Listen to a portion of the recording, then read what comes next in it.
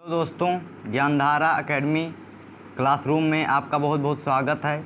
और आज के इस वीडियो लेक्चर में हम भूगोल के संदर्भ में बात करने वाले हैं। तो भूगोल का अध्याय 3 जो कि है जल संसाधन, इंग्लिश में कहें तो वाटर रिसोर्सेज, तो इसके बारे में आज हम लोग बात करने वाले हैं। तो इससे पहले कि हम कुछ बात करें, इससे पहले हम आपसे एक छोटी सी रिक्वेस्ट करते हैं कि अगर आपको ये वीडियो पसंद आए तो इस वीडियो को लाइक कीजिएगा और हमारे चैनल पे अगर नए हों तो ज़्यादा से ज़्यादा हमारे चैनल को सब्सक्राइब कर दीजिए और इस वीडियो को ज़्यादा से ज़्यादा अपने दोस्तों के साथ शेयर कीजिए ताकि उनको भी इस वीडियो का लाभ मिलता रहे। तो चलिए वीडियो को स्टार्ट करते हैं। तो इसमें हमारा पहला टॉपिक है जल संसाधन यानी कि वाटर रिसोर्सेज। तो इसके बारे में हम बात करते हैं। इसमें कहा गया है कि पृथ्वी पर उपलब्ध कुल जल का 97.5% समुद्र व सागरों में पाया जाता है। यानी कि हमारे पृथ्वी पर जितना भी जल उपलब्ध है, जल तो आप लोगों ने सुना ही होगा, तो ये जितना भी हमारे पृथ्वी पर जल उपलब्ध है इसका 97.5% भाग हमारे समुद्रों व सागरों में पाया जाता है। अब इसमें बचा 2.5% भाग वही ताज़ा जल है, वो पीने योग्य जल है। लेकिन उस जल में भी लगभग 70% जो उस पीने योग्य जल में 70% जो है वो हमारे ग्लेशियर में स्थित है। ग्लेशियर यानी कि चट्टानों के रूप में स्थित है, पहाड़ों में स्थित है, ये जैसे कि आप इस फिगर में देख सकते हैं। तो इस तरह के भी जल हमारे पास हैं। इसमें 70% आइसबर्ग, ये यहाँ पे लिखा है, कुल ताज़े पानी का 70% आइसबर्ग व ग्लेशियर के रूप में है। अब हमारे पास बचा केवल 30% पानी। तो 30% पानी हमारे पास थोड़ा सा ही जल के रूप में संचित है, जो भूमिगत जल है उसके रूप में ये 30% पानी हमारा संचित है। तो हमारे पास केवल इतना ही 30% पानी ही हमारे पास बचता है पीने के लिए।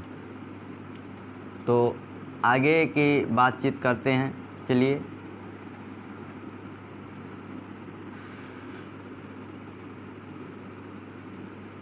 अब आगे इसमें कहा गया है कि पूरे विश्व की वर्षा का 4% हिस्सा भारत में होता है।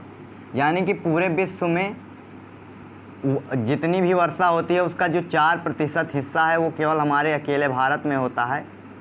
और भारत प्रतिवर्ष प्रति व्यक्ति जल उपलब्धता के मामले में भारत का स्थान 133वां है। और ऐसा माना जाता है कि 2025 तक भारत उन क्षेत्रों में शामिल हो जाएगा जहां पानी की घोर कमी है। यानी अगर भारत के संदर्भ में बात किया जाए तो 4% भाग जो वर्षा होती है वो हमारे भारत में होती है।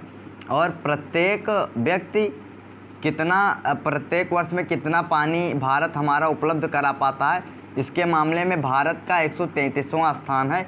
यानी कि 132 देश और हैं जो जल के मामले में समृद्ध हैं और हमसे और आगे हैं।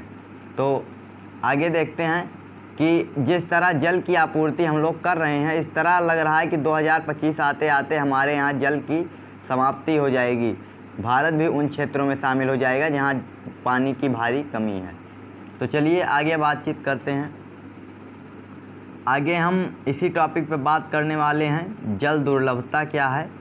तो जल दुर्लभता यानी कि जल में कमी।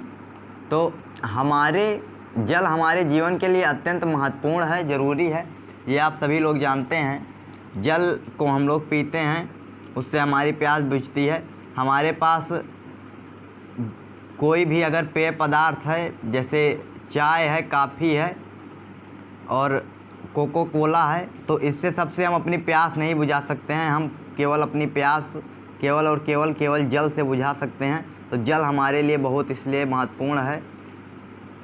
तो हमारे दैनिक कार्यों के अलावा हमारे पीने के, कपड़ा छांटने के, बर्तन धोने के, खाना बनाने में उपयोग करना, इनके सब के अलावा भी जल का उपयोग आर्थिक क्रियाओं के लिए भी जल की आवश्यकता होती है। जैसे फैक्ट्री लगाना हुआ तो उसके लिए भी जल की आवश्यकता हमको पड़ती है। जनसंख्या बढ़ने के साथ साथ जल की मांग भी बढ़ रही है और हमारे विश्व में जनसंख्या इस समय बहुत तेज़ी से बढ़ रही है। तो उसके लिए भी हमको जल की मांग हमारे यहाँ बढ़ रही है। लेकिन भूमिगत जल का प्राकृतिक तरीके से रिचार्ज अब कई कारणों से बाधित हो रहा है। लेकिन जिस तरीके से हम लोग जल को ख़त्म कर रहे हैं, जल का उपयोग कर रहे हैं, जल का दोहन कर रहे हैं, उस तरीके से हमारे प्रकृति में हमारी जो भूमि है इसके अंदर रिचार्ज उस तरीके का नहीं हो पा रहा है कि हम इसका बार बार यूज करते रहें और ये हमारा जल चलता रहे। तो इसके अब हम कुछ कारण देख लेते हैं, इसके क्या क्या विशेष कारण रहे। तो पहला कारण यहाँ पे दिया है, तेज़ी से होने वाले वनोन्मूलन के कारण, यानी कि वनोन्मूलन यानी वनों का कटाव, जंगलों का कटाव। तो जंगलों के कटाव के कारण भूमिगत जल के प्राकृतिक रिचार्ज में कमी आई है, क्योंकि हमारे जो जंगल ही तो हैं जो वर्षा कराते हैं, और अगर वर्षा ही नहीं होगी, वर्षा कराने वाले कारक ही नष्ट हो जाएंगे, तो वर्षा कहाँ से होगी और जल कहाँ से आएगा? वर्षा से ही हमारा जल आता है। तो आगे देखते हैं ज़मीन के ऊपर, और दूसरा कारण है इसका कि ज़मीन के ऊपर कंक्रीट कारखाने व सड़क बनने से ज़मीन की जल सोखने की क्षमता कम हुई है। यानी कि हमारे ज़मीन के ऊपर हम लोग अपना ऐसे आलीशान घर, सड़क जिस पे हम लोग चलते हैं और कारखाने लगवाते हैं, तो इससे सबसे भी प्राकृतिक रिचार्ज में कमी आई है। यानी कि जल सोखने की जो क्षमता है वो निम्न हो गई है, निम्न कोटि की हो गई है। तो इससे भी जल की आपूर्ति हमारे भूमि में नहीं हो पा रही है। आगे की तरफ बढ़ते हैं और हम लोग आपके समक्ष जल दुर्लभता के कारण, यानी कि वाटर स्कैर्सिटी के रीजन ऑफ वाटर स्कैर्सिटी के बारे में हम लोग जानेंगे। तो इसका प्रमुख कारण निम्न है। पहला है जनसंख्या में वृद्धि। जैसा कि आप लोग जानते हैं, हमारा भारत जो है वो दूसरा सबसे बड़ा देश हो चुका है इसमें जनसंख्या की मामले में, और पहला जो सबसे बड़ा देश है वो जनसंख्या के हिसाब से वो है हमारा चीन। तो चीन के बाद दूसरा नंबर हमारे भारत का आता है। तो आप यहाँ पे देख सकते हैं भारत में कितनी आबादी को दिखाया गया है।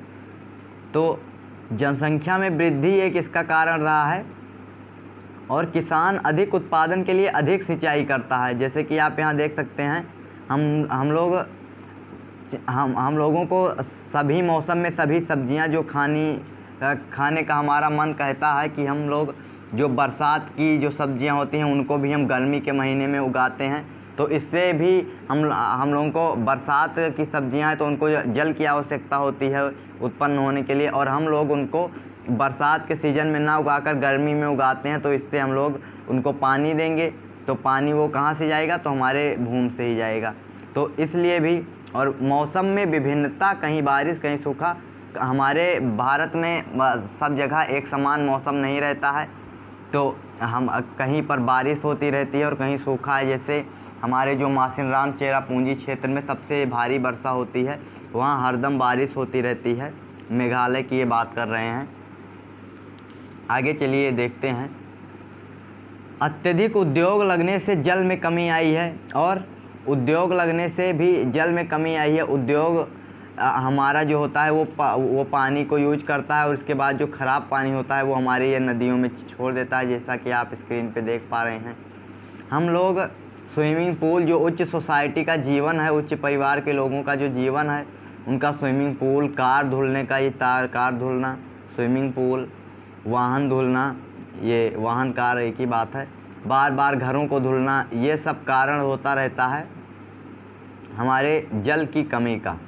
तो आगे चलिए बात करते हैं और थोड़ा इसके बारे में बात कर लेते हैं। तो कई हमारे ऐसे मानवीय क्रियाकलाप भी रहे हैं जिससे हमारी पानी की बर्बादी होती रही है।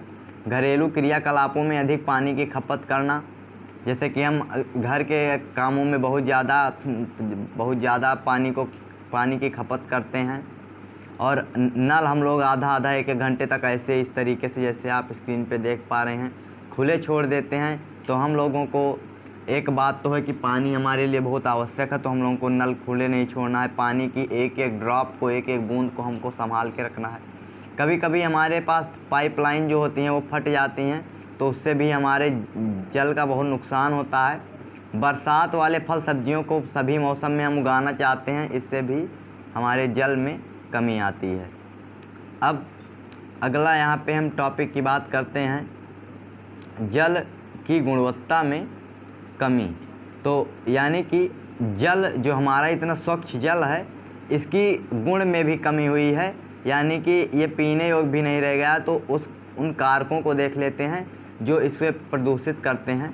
तो नंबर 1 है प्रदूषण से जल की गुणवत्ता में कमी आई है। औद्योगिक कचरा, उद्योगों के कचरे को नदियों में बहा दिया जाता है, जिससे जो जल प्रदूषित होता रहता है। यानी कि जो हमारा ये आप यहाँ पे देख पा रहे हैं, ये उद्योग से निकलने वाले कचरे हैं, कूड़े कचरे हैं, इनको नदियों के किनारे फेंक दिया जाता है और इससे हमारा जो जल है उसकी गुणवत्ता में कमी आती है। यहाँ पे चित्र में आप देख पा रहे होंगे कि एक लड़की जल के लिए तड़प रही है, लेकिन उसमें एक भी बूंद पानी नहीं है उस जल में। ये सब जल की गुणवत्ता में कमी के कारण हैं। आगे देखते हैं। वर्षा जल जमीन में समा नहीं पाता है, जिससे जल की गुणवत्ता में कमी आती है। तो जो हमारा वर्षा जल होता है वो जब हमारे भूमि में जब अच्छी तरीके से अंदर तक उसका रिचार्ज नहीं हो पाता है, तो हमारे पास जल में कमी आ जाती है। कई स्थानों पर कीटनाशकों व रासायनिक उर्वरकों के अधिक इस्तेमाल से जल की गुणवत्ता में कमी हुई है। हम बहुत सारे कीटनाशक का उपयोग करते हैं, रासायनिक उर्वरक, जैसा कि आप स्क्रीन पे देख पा रहे हैं। ये व्यक्ति यहाँ पे अपने खेतों में बहुत ज़्यादा रासायनिक उर्वरक का उपयोग करता है। तो इससे जब रासायनिक उर्वरक व हम कीटनाशकों का उपयोग करते हैं, तो इससे हमारा जो जल है वो जब धरती में समा जाता है, तो उसे पीने से हमारे शरीर में स्वास्थ्य में दिक्कत हो जाती है और हमारे ये सब कारण रहे कि जल की गुणवत्ता में कमी आती है। तो आज के वीडियो लेक्चर में बस इतना ही, और हम अगला वीडियो लेक्चर अगली क्लास में देखेंगे। उसको आप डिस्क्रिप्शन में लिंक दिया गया है, आप वहां से जाकर देख सकते हैं। तो अगर आपको ये वीडियो पसंद आई हो तो वीडियो को लाइक करें, अगर चैनल पे नए हो तो चैनल को सब्सक्राइब करें और उस बेल बटन को आप ऑल पे दबा के रखिए, ताकि जब भी हमारे से कोई नोटिफिकेशन आए, कोई वीडियो आए, तो आपको नोटिफिकेशन मिलता रहे। और अगर आपको ये नोट्स चाहिए तो आप इसका स्क्रीनशॉट ले लीजिए, क्योंकि ये इम्पॉर्टेंट नोट्स है। यूपी बोर्ड और सीबीएसई बोर्ड सभी बच्चों के लिए ये इम्पॉर्टेंट है। मैं लाइन वाइज ये आपको स्क्रीनशॉट लेने के लिए कह रहा हूँ।